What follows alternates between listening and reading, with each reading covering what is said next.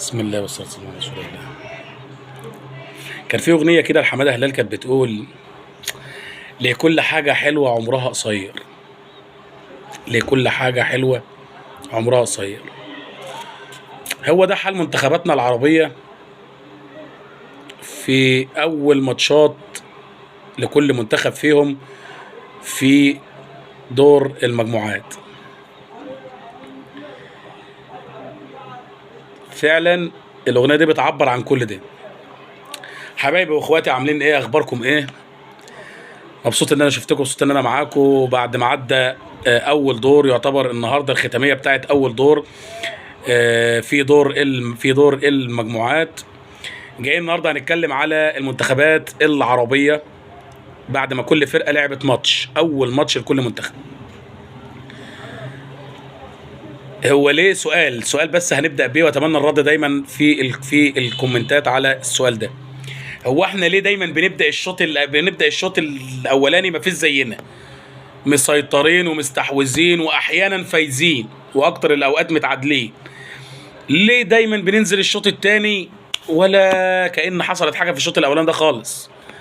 تحس ان فرقه تانية نزلت، فرقه بدات وفرقه اتبدلت في الشوط الثاني، مع ان هي نفس الفرقه بنفس اللعيبه بنفس المدرب بنفس الافكار بنفس كل حاجه. ليه احنا ليه بنلعب شوط واحد بس؟ واحنا ما حدش قال لنا ان كاس العالم 90 دقيقه، مش شوط، مش 45 دقيقه. تعال هاتها من البدايه خالص. احنا 8 منتخبات.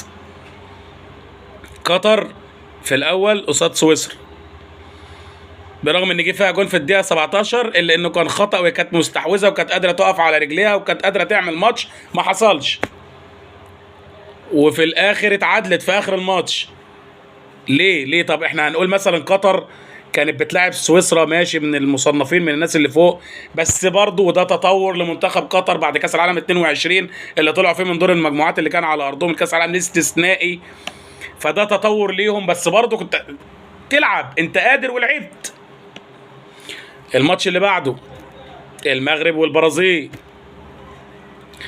المغرب حدث ولا حرج على الجيل اللي معاهم بالمدرب الجديد اللي اتغير، محمد وهبي، بالخطه، بالافكار، باللاعيبه الشباب اللي موجوده، اللي مطعمين بلاعيبه كبار وقادرين وجاهزين. وعملوا ماتش على البرازيل ما حصلش، عملوا ماتش على البرازيل ما حصلش. المغرب عملت ماتش ما حصلش كعاده المغرب، واتقدمت من اسماعيل الصبيري من اسماعيل الصيبيري، والتعادل الناحيه الثانيه في الدقيقه 32 كان تقريبا من فينيسيوس او من كوريا، 1-1. ولحد انت اخر ربع ساعه في الماتش انت المغرب زنق البرازيل زي ما بنقول بلغه الكوره، زنقاها في المنطقه بتاعتها، وهات يا فرص، هات يا فرص، هات يا فرص، هات يا فرص، ولكن ما كانش حد من اللعيبه موفق. تعالى للماتش اللي بعده، كان مصر وبلجيكا.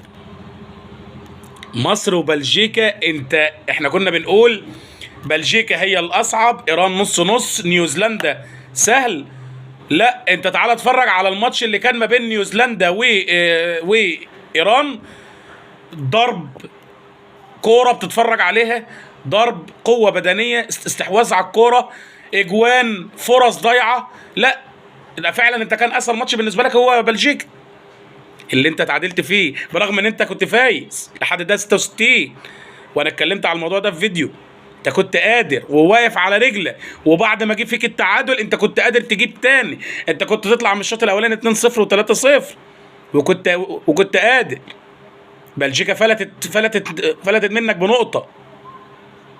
انت كنت قادر. تعالى على مين تاني؟ السعودية والأوروجواي.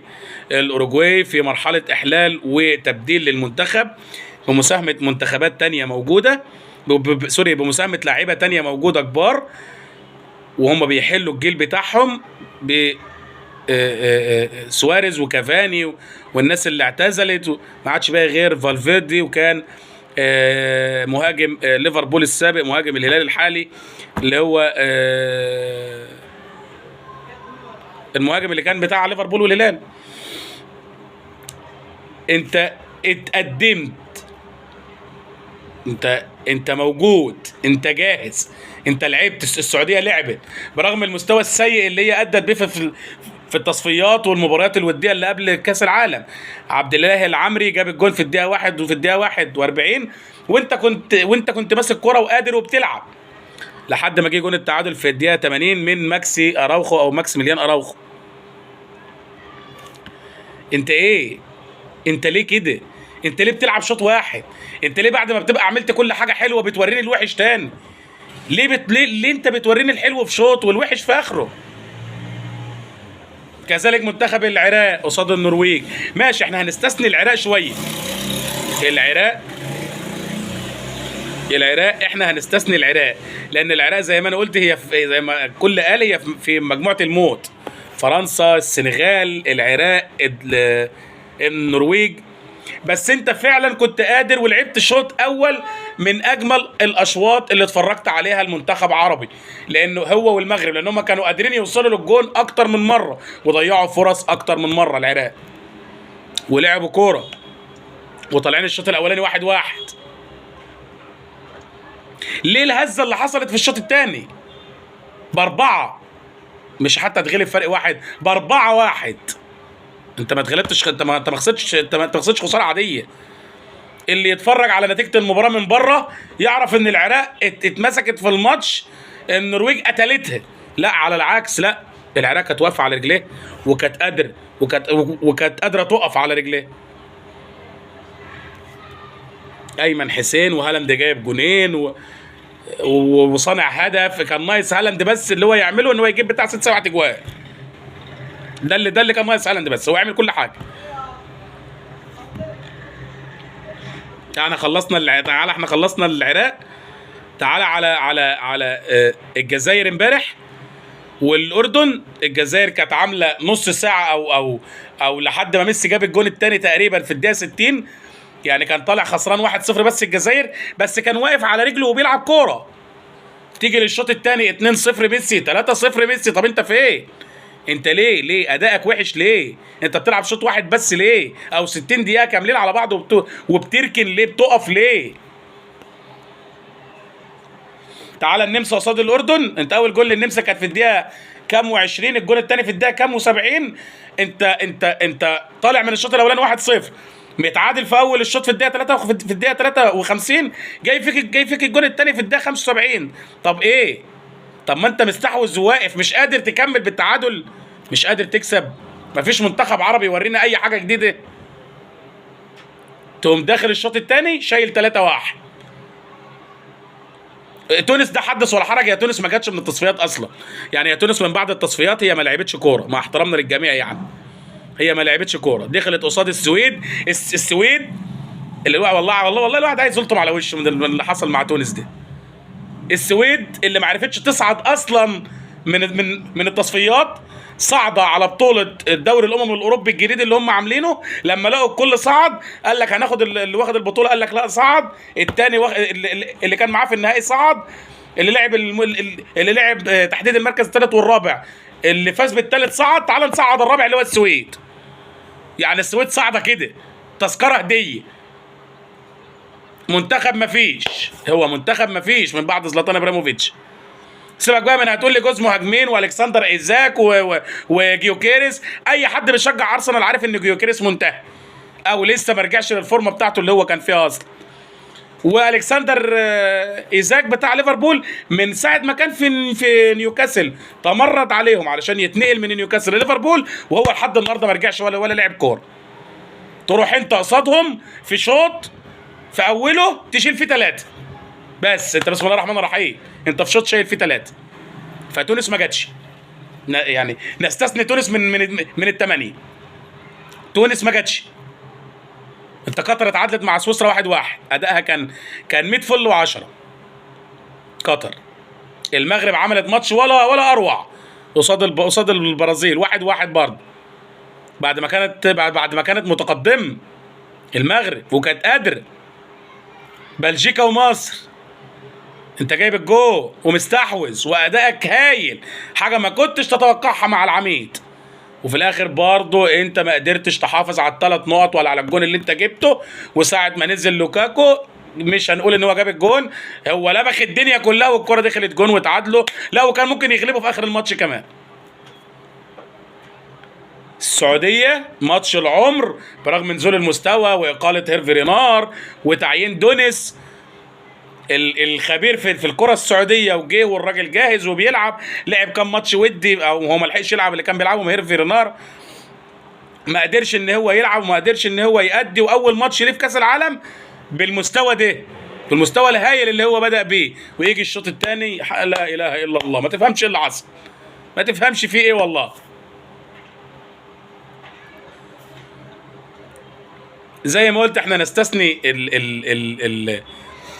العراق اللي صاعده برضه بملحق وخدت تصفيات طويله الطول، خد تصفيات مع طوب الارض، كان ملحق عالمي التاني، وصعد بايمن حسين وبالنجوم اللي كانت موجوده. في مجموعه الموت، بس انت كنت قادر، انت كنت بتلعب، انت كده بتلعب النرويج، امال اللي جاي لك الماتش الجاي على ما اعتقد اللي جاي للعراق تقريبا فرنسا، اللي جاي السنغال هتلاعب النرويج، واخر ماتش ليك السنغال. ما ايه بقى طب العراق احنا مش هنتكلم عليها خلاص، هم عملوا اللي عليهم وادوا واجبهم وعملوا كل اللي يقدروا يعملوه. المغرب مستنيين منها ياما لسه، الجزائر لسه ماشي، يعني الجزائر اتغلبت من الارجنتين لسه ماشي، احنا لسه بنقول الاردن ومستوى التصفيات اللي هي عملته والملحق اللي صعدت بيه ومستوى الهائل اللي عملته والماتشات الوديه اللي عملتها. فاول ماتش مع النمسا في جيل بيخلص، النمسا في جيل مش قادر يقف على رجليه اصلا، انت مش قادر تلعب قصادهم كوره. منتخب الاردن من افضل الناس اللي عندها كوره، او من افضل المنتخبات اللي بتلعب كوره في اسيا. انت مش قادر تلعب كوره.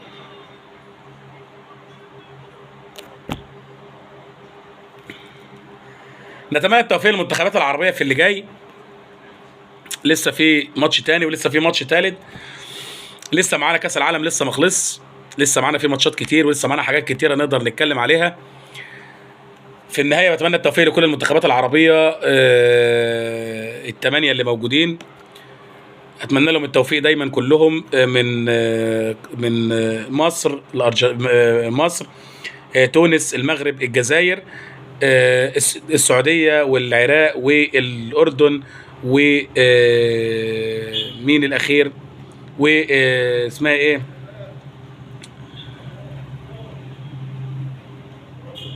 المهم الثمانيه، يعني الثمانيه الموفقين دايما معانا اللي صعدوا، ربنا يكرمهم ويكملوا في بقيه ماتشاتهم.